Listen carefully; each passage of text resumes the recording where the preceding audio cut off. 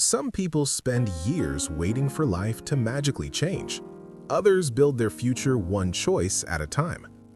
But what happens when these two kinds of people grow up under the same roof? This is the story of a lazy man and a disciplined man, and how one quiet moment changed the way they both saw their lives.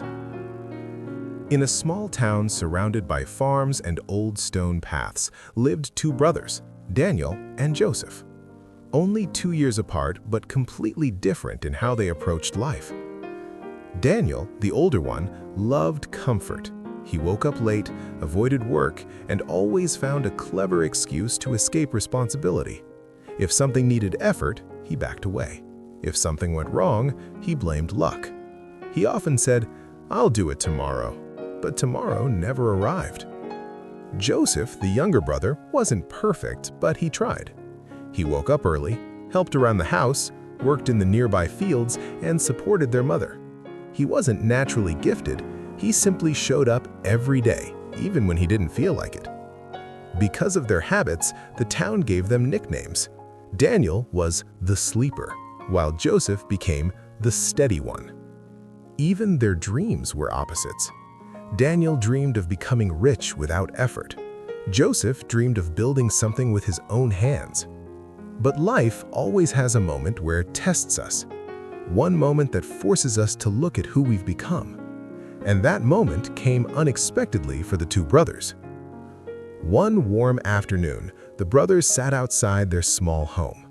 Joseph was repairing an old wooden chair. Daniel was stretched out on the ground, staring at the sky. "Life would be easier if someone just gave me what I need," Daniel muttered. Joseph tightened a screw. "Life gives you what you build, not what you wish for." Daniel rolled his eyes. "Easy for you to say. You actually like working." Joseph paused. "Like it? No. But I understand what happens when you avoid everything." Just then, their mother stepped outside holding 2 letters sealed with a gold stamp. "These came for you," she said, "from the town council." Joseph opened his letter first. His eyes widened. "They chose me to join the new community workshop project. They'll pay me and train me." Their mother smiled warmly. Daniel opened his letter next, but his expression changed. "They're taking back the opportunity they gave me months ago because I never finished my tasks." He swallowed hard. "They also want the tools returned." No one yelled, no one lectured him. Their mother simply said, "Life always shows us the results of our choices." For the first time in a long time, Daniel didn't defend himself. He didn't complain. He didn't laugh it off. He felt something heavy and uncomfortable. Self-awareness. That night, he couldn't sleep. He stared at the ceiling and whispered, "Why can't I change? Why do I keep ruining everything?" Change needs a spark. His spark arrived the next morning. Daniel woke up earlier than usual. The sky was still gray, the village quiet. He saw Joseph walking down the path with a bag of tools. "Where are you going?" Daniel asked. "To the workshop site. They start today." Daniel hesitated. "Can I come? Just to look?" Joseph looked surprised, but nodded. "Sure." They walked through the cool morning air until they reached the open field where the workshop would be built. Daniel expected a small crew, but instead he saw dozens of villagers already working. People of all ages lifted wood, hammered nails, dug the ground, carried stones. Everyone had a task. Everyone moved with purpose. Daniel felt out of place, like someone who had wandered into the wrong story. A man with a thick beard approached, the project supervisor. He greeted Joseph warmly and then turned to Daniel. "You're the one who was given a chance earlier, right?" Daniel looked down. "Yeah, I didn't complete the tasks." The supervisor nodded. Discipline keeps doors open. Laziness closes them quietly. Daniel felt those words sink into him. The supervisor walked Joseph to his section, leaving Daniel standing alone. He watched his younger brother pick up a hammer and start working immediately, while he stood empty-handed. Everywhere Daniel looked, he saw effort, teamwork and purpose. A teenager hammering nails with steady rhythm, a woman lifting planks, an older man carrying tools. Daniel suddenly realized something important. He wasn't tired because life was hard. He was tired because he never did anything that made him proud. The supervisor came back. "You look lost." Daniel sighed. "I want to change, but every time I try, I quit." The supervisor folded his arms. "Let me teach you something simple." He nodded towards the workers. None of them woke up motivated. They woke up with responsibility. Discipline isn't about feeling ready. It's about showing up even when you don't want to. Daniel listened carefully. The man continued, "Lazy people wait for the right moment. Disciplined people create it by acting." Those words lit something small inside Daniel, a spark. "Can I help?" Daniel asked quietly. "Even if it's small?" The supervisor handed him a broom. "Start by clearing the ground, but finish what you start." Daniel nodded. "I will." He took the broom, and for the first time in years, he began. The broom felt uncomfortable in his hands. The work looked endless. Dust, broken wood, stones, everything needed clearing. Normally, he would quit within minutes, but something inside felt different. Every patch he cleaned gave him a tiny spark of pride. It wasn't much, but it was enough to keep him going. Joseph glanced over occasionally. He didn't say anything, but Daniel saw a faint smile. 1 hour turned into 2. The sun climbed higher. Daniel's back ached, sweat dripped down his neck, his arms felt heavy, but he kept sweeping. And when he finally looked up, the ground was clean. Not perfect, but clean because of him. The supervisor returned. "You finished? Good." Daniel tried not to grin too big. "What's next?" The man handed him gloves.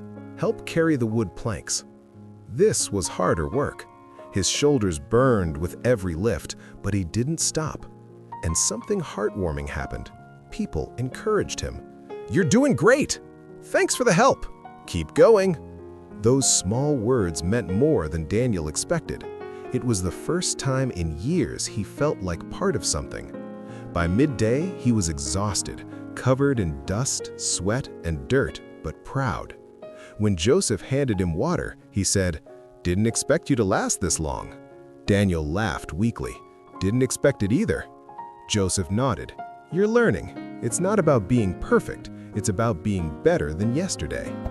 That night, walking home as the sky turned orange, Daniel felt tired in the best way. Not tired from doing nothing, tired from doing something meaningful. And something inside him shifted. The next morning, Daniel woke before his alarm. His body hurt, but his mind felt sharper. He got dressed quickly and met Joseph outside. "You're early," Joseph said. Daniel smiled. "If I want to change, I should start before my excuses wake up." They returned to the workshop. Workers greeted Daniel with nods of respect. The supervisor handed him a new task, stacking and aligning wooden beams. Harder, heavier, more demanding. But Daniel didn't hesitate. Every time a thought whispered, "Stop, you're tired, you can't do this," he pushed back harder. At one point, he stumbled, and the supervisor caught the beam in time. "Careful," he said. "Discipline doesn't mean destroying yourself. It means staying consistent." Daniel nodded, breathing hard. "I'll keep going." And he did. By late afternoon, he had a neat stack of aligned beams, a result of steady effort. The supervisor ran his hand across the wood and said, "This is good work." Daniel felt a warm pride spread inside him, stronger than the day before. Joseph placed a hand on his shoulder. "You're changing." Daniel exhaled. "I didn't think it could happen this fast." Joseph shook his head. "It started the moment you acted." That night, Daniel looked at himself in the mirror. He didn't see the sleeper. He saw a tired man who had shown up, a man building discipline one decision at a time. He whispered, "Tomorrow, I'll do even better." And he meant it. A week passed. The workshop area took shape. Frames standing tall, tools organized, the ground leveled. Every day, Daniel arrived early, worked hard, and stayed late. People in the village noticed.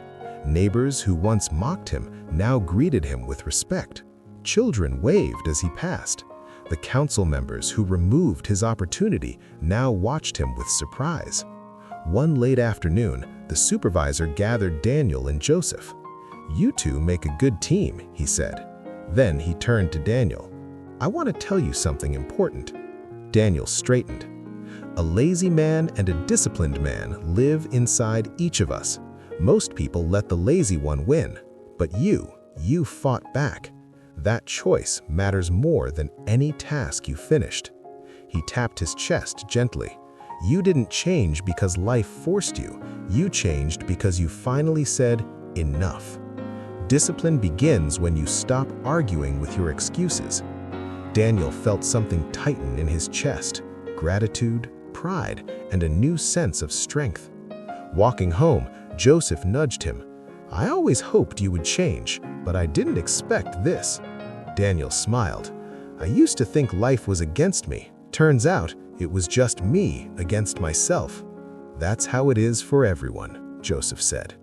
They walked in silence as the sky turned gold. For the first time in his life, Daniel felt like he wasn't running away anymore. He was running toward a better version of himself. Discipline wasn't a punishment, it was a gift he had denied himself for years. The lazy man inside him had controlled his story for too long, but the disciplined man, slow, patient, steady, was finally awake, and he wasn't going back to who he was before. If this story touched you, don't let it stop here. Ask yourself, who is leading your life? The lazy version of you or the disciplined one? Change doesn't start tomorrow. It starts the moment you take action. If you enjoyed this story, hit like, share it with someone who needs it, drop a comment with your favorite lesson, and subscribe for more powerful stories that shape your mindset and your future. Thanks for watching. Stay focused, stay driven, and keep building the life you want.